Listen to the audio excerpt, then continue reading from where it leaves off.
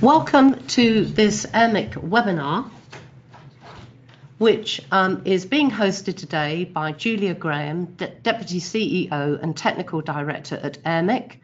And we can focus on the World Economic Forum Global Risks Report, which is the 14th edition of this report, published just last week.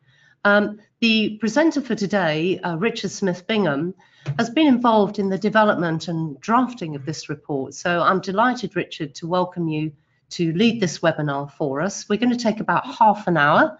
Now, if we just click to the next slide, this will remind you how to ask questions during the webinar. And we'll remind you again halfway through, just in case you're too shy or you forget how to do this, but please do keep your questions coming during the webinar, and we'll feed those into Richard as and when we get the opportunity to do so. Richard, over to you. Well, thank you very much, Julia, for inviting me to do this webinar, and good afternoon, everyone. I'm Director of MMC, Marsh McLennan Insights, with responsibility for emerging risks, and indeed how companies can change that conversation around risk management from being about dealing with familiar risks and more dealing with complex uncertainties and strategic emerging threats at senior management and board level. And in the next 25 minutes or so, I'm going to race through the key topics and ideas in this year's Global Risks Report, produced as ever by the World Economic Forum in partnership with Marsh McLennan Companies and Zurich. And I've been very much been a part of this report over the last 6 years. And hopefully this will be done in a way that will encourage you to go to the report itself and to use some of the content to inform your firm's risk thinking. So in terms of structure, the 2019 report is pretty similar to last year's. There's an overview chapter, followed by several deep dives, a selection of possible future shocks, a look back at the progress of risks that we explored in previous years, and it concludes with some byline reflections on risk management. But let's get into the more important issue. What does it actually say? Perhaps the central thread in this year's report relates to the complications as a consequence of the tightening sort of quest for control. In response to popular instability, persistent inequality, and shifts in global power, the last few years have witnessed a movement from agendas focused on individualism and globalization towards initiatives driven by sovereignty and the nation state. And in many countries, there's a sense that greater self-determination at the national level is the best means of achieving prosperity for one's, in brackets, restless citizens. But what we're increasingly seeing, however, is that the anticipated benefits of this are undermined, first, by other countries with similar competing objectives, second, by increasingly fragile market confidence, and third, by the erosion of international collaboration and the capacity to solve global challenges. And while it's certainly true that the old liberalized, globalized world order had its blind spots and was being gamed by certain participants, the new mantra is a trigger for new forms of volatility and disruption, which are only beginning to become apparent. So let me start by highlighting some of the key areas of concern and the business implications of them. As some of you will know, the Global Risk Report is underpinned by a survey of nearly 1,000 risk experts from across the world. Now, the vast majority in that survey had a pretty pessimistic outlook for 2019, expecting a lot of issues to deteriorate. So approximately 90% think that major power, economic tensions and trade relations will get worse. A scarcely lower percentage are concerned about the geopolitical situation. And again, more than 4/5 think that the cyber risk landscape will become more challenging. The prevailing view is also that populist agendas will become more acute, as indeed will the issues posed by fake news. Clearly, US-China trade relations, Brexit, some of the political election results of 2018, the possibility of conflict escalation and endgames in the Middle East, and cyber attacks sponsored by foreign states are weighing on respondents' minds. And slightly earlier in the year, we asked business leaders a single question about the top global risks of doing business in their country. And this map shows the concerns ranked highest in each country in Europe. And you can see that cyber, economic, and geopolitical issues dominate. And overall, cyber came out as the #1 global risk concern in Europe, having risen 4 places since the previous year's survey. And in addition to the countries where it was the top risk, as you can see there in mauve, it was the #2 in Norway and Poland, #3 in France, Ireland, and the Czech Republic. The second risk overall, incidentally, was asset bubbles, having jumped 7 places versus the previous survey, perhaps a little prescient given the torrid Q4 that markets had.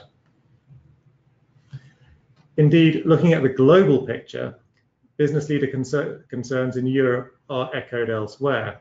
Cyber attacks were the top global risk in advanced economies more broadly, and also in places like India and Indonesia.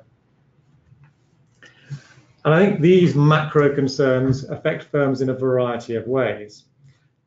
As a consequence of the new politics, businesses across the globe have become a lot more embroiled in government agenda, subject to national industrial ambitions, requests for favours, and political attacks. Faith in policy continuity has declined, and uncertainty is inhibiting investment.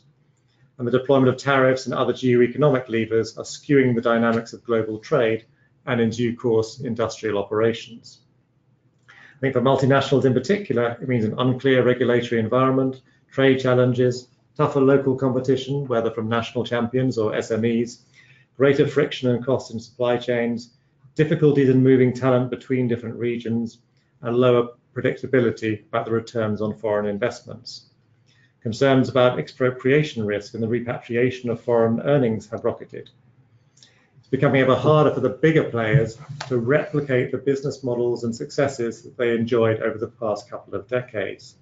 Indeed, according to The Economist, the profits of the top 700 multinationals have dropped by 25% in the past 5 years, as has the rate of return on FDI. And technological disruption is equally troublesome in its own way. At its purest, technology-led transformations of business models and operations are generating new supplier dependencies, new liabilities, and new single points of failure. But sometimes even a lower than expected return on technology investment, and that's even before one throws in the need for continuous innovation.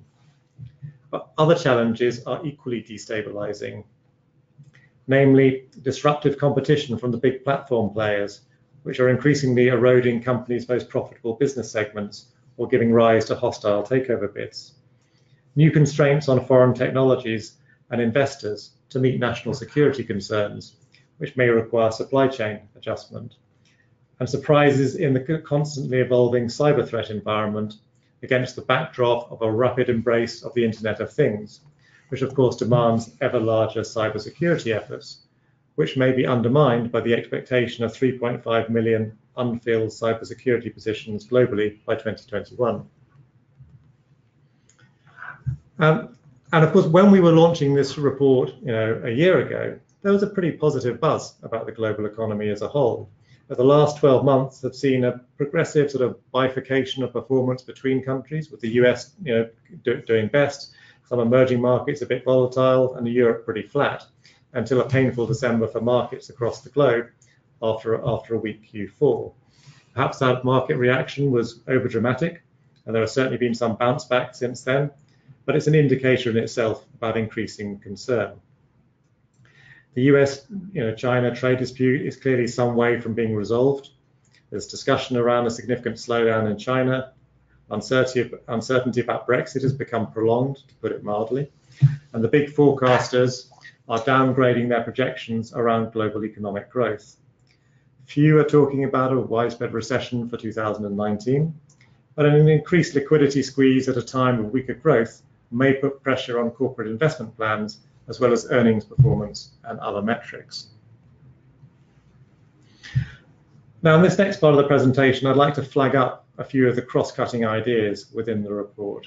And the first of these relates to infrastructure, as we are concerned that a perfect storm of issues is threatening the huge investment in infrastructure required in the coming years to maintain and enhance global prosperity. I think the baseline challenges are very well known.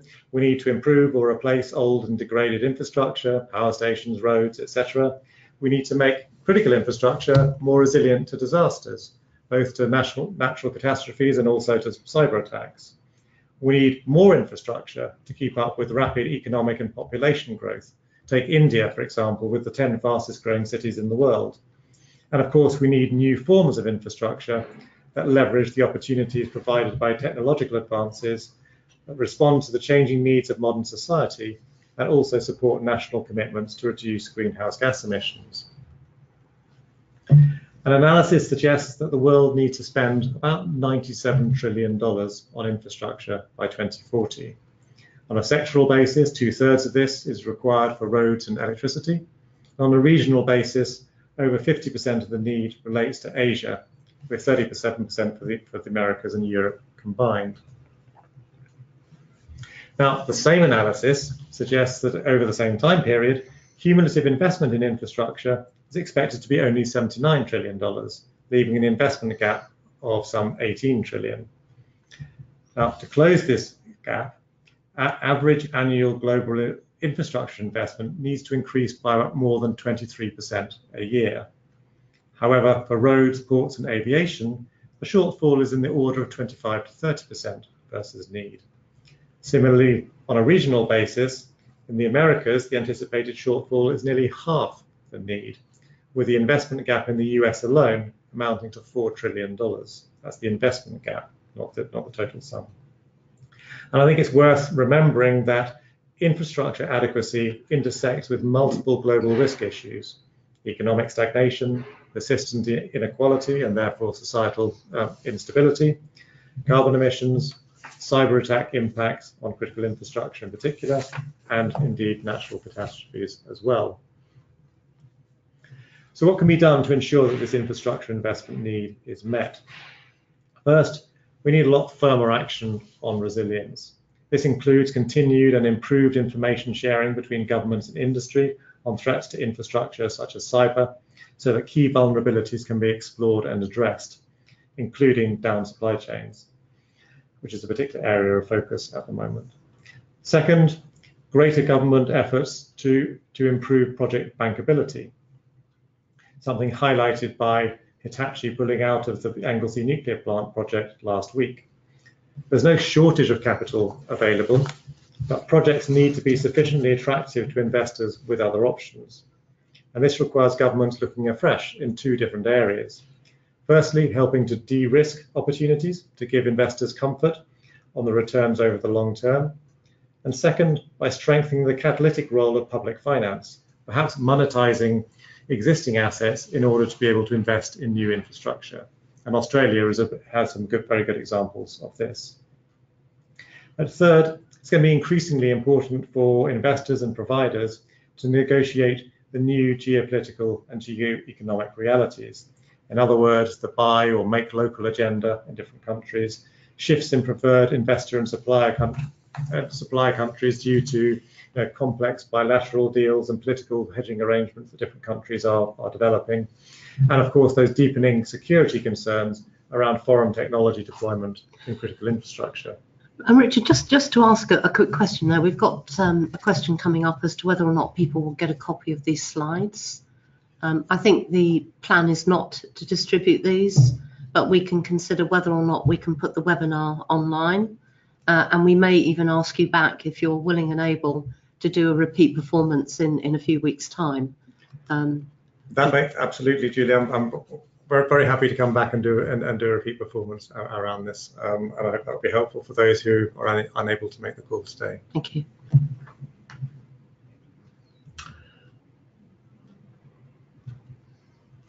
So that's again just a reminder, if you go back, for colleagues on how they can ask a question. So do please keep your questions coming through. Richard, sorry, please carry on. Thank you. So I thought move on more to discuss some of the environmental issues now, which are strongly featured in this year's report. Now, here is the familiar scatter plot of the concern of global risk experts about global risks, which has a sort of 10-year outlook to it. You may need to lean in close to your screen in order to be able to read the words, but really focus on with likelihood on the x-axis and impact on the y-axis. And this is a chart that's been I think pretty much in every global risk report since the beginning.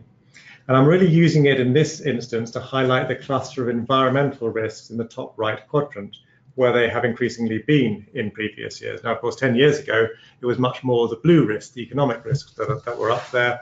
And then it became more the geopolitical, and now it's actually the environmental risks that consolidated that position over the last few years. So extreme weather remains the greatest concern on this time horizon, followed by climate change mitigation and adaptation failure, which is the risk whose likelihood increased most in the last year, according to respondents. The IPCC, of course, recently came to the stark conclusion that we have just 12 years to make rapid and far-reaching transitions in all aspects of society to prevent global temperatures exceeding 1.5 degrees and to avoid significant environmental consequences. And the UN emissions gap report established that the current national commitments are some way short of meeting that target. And the run-up to COP24 also saw the release of a large number of worrisome national level risk assessments in terms of climate change impacts. I think although COP24 saw 195 countries committed to adopting the Paris Rulebook, it's hard to see that climate-related risks slipping out of this quadrant anytime soon. And one consequence of global warming is rising sea levels, and this topic forms a deep dive in this year's Global Risk Report. According to the IPCC, a 2-degree increase in global temperatures will cause sea levels to rise by between 0.3 meters and 0.93 meters by 2100. And this may result in damages in the order of $14 trillion a year by that time. And that, by the way, doesn't take into account the knock-on economic impacts. And of course, there's considerable infrastructure risk here too, as much of this is near the coast and indeed may suffer from storm surges over a much nearer time horizon. For example, there are 270 power plants that provide electricity to 450 million people in Asia, Europe, and North America, are vulnerable to a sea level rise of 0.5 meters. In the US, more than 4,000 miles of underground fiber optic cables are projected to be underwater within 15 years. And there was even actually a story in the news today or yesterday about the melting of the ice cap on Greenland as well. Again, as so often with these stories, the main message was faster than expected. So the largest cities at most risk include New York, Amsterdam, Istanbul, Jakarta, Shanghai, and Dhaka. And a quick look at the map shows that Asia, obviously the part of the world from which we're expecting greatest economic growth over the next few decades, is expected to be the worst affected region, as it is home to 4/5 of the people expected to be flooded if there is a 3-degree rise in global temperatures. And China alone has more than 78 million people in low elevation cities, a number that is increasing by 3% each year. A combination of 3 main strategies can help reduce the risk. First, hard engineering solutions, seawalls, storm surge barriers, etc., to keep the water out. Soft engineering solutions, conserving or restoring nature-based defences to improve the absorption capacity of coasts. And third, managed retreat, in other words, relocating populations to higher ground. The Netherlands is clearly an excellent example of having pursued a mixture of these 3 strategies over decades or even centuries. But the challenge is that large-scale thinking, getting local buy-in, and doing the physical preparations need to happen now to prevent high levels of damage in the decades to come. Richard, what can individual companies do to contribute to obviously a sort of high degree of lobbying of country level governments? I mean, sometimes this feels a little bit out of the reach of what the individual company can do. Has there been any discussion on what impact that can be? I think that's a great question, Julie. When one gets to these very large scale issues that almost feel too big to handle. But if we do bring this down to localities where there are individual companies, large and small, that have assets that are exposed to sea level rise, then they have a very strong vested interest in themselves to be able to begin that process around discussing solutions. So yes, there may, if they are large companies with power stations, etc., it may be incumbent on them to develop their own solutions. But obviously, those solutions would need to be done in a way that means they're not just passing the damage down the road or up the coast. But still, these, whether they are companies, small businesses, households, they are all part of that local community. And if there are municipal authorities who need to be taking these issues more seriously. So it's quite possible, not necessarily for them to be able to protect themselves over the short term, but some of these global risks you can't protect yourselves simply against. But to be able to build that community of support, to be able to lobby the municipal authorities and, if necessary, national authorities, to be able to start this process about thinking of solutions and ensuring that those solutions are done in an equitable way as well. Thank you.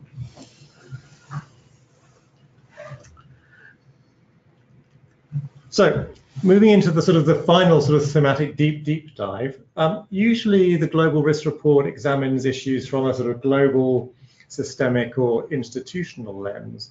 And this year we decided to look through the other end of the telescope and look at the state of individual well-being. Now, there's a lot of evidence out there to suggest high levels of anxiety, unhappiness, loneliness and anger due to modern life. And Gallup's Negative Experience Index, based on an annual poll, is noticeably higher than it was a few years ago. Depression and anxiety apparently rank numbers 2 and 7 on the global burden of disease, and the prevalence of mental health issues in young people has risen sharply in recent years. Now, some of this is driven by societal issues such as political uncertainty or divisiveness, financial challenges, conflict, violence, loneliness, etc. But there are also technological factors such as addiction to digital technologies and a decline in certain types of interpersonal relationship, and also the disquiet inspired by fake news and social media echo chambers. And then finally, there are also those workplace stressors, including the increasing blur between work and life, the loss of privacy from increased employee monitoring in some sectors, and greater job insecurity. And this in turn, plays back into the global risk landscape in the form of increased political disruption and social instability, higher economic costs associated with mental health issues, and indeed greater human capital risks in the workplace. Now, human capital risk is quite a telling indicator of organizational health and something that firms really need to be on top of. I think it's really vital to understand the lie of the land. Important, but often easy enough to analyze workforce demographics to assess whether you have the right skills in the right places. Less easy, but equally important, to reflect on softer workforce psychographics, the influence of personnel engagement on corporate culture, values, inclusivity, and brand to ensure that is appropriately aligned. Then, taking into account, changing business models and increasing automation opportunities that firms are, and leaders are grappling with, there are perhaps two strategic questions. First, whether to reskill or replace personnel, and what balance to strike between generalized capabilities that are more fungible, but perhaps less reliable, versus capabilities that the firm has cultivated and where some longevity might be anticipated. And second, how to cultivate the right enabling environment in terms of working conditions, career opportunities, and financial security arrangements, even when job security can't actually be guaranteed.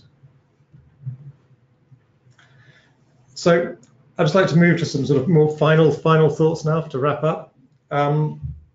Like last year, this year's report briefly described a selection of future shocks or potential future shocks that stem from some of the risk trends we are seeing and indicate the sort of unexpected consequences that may arise.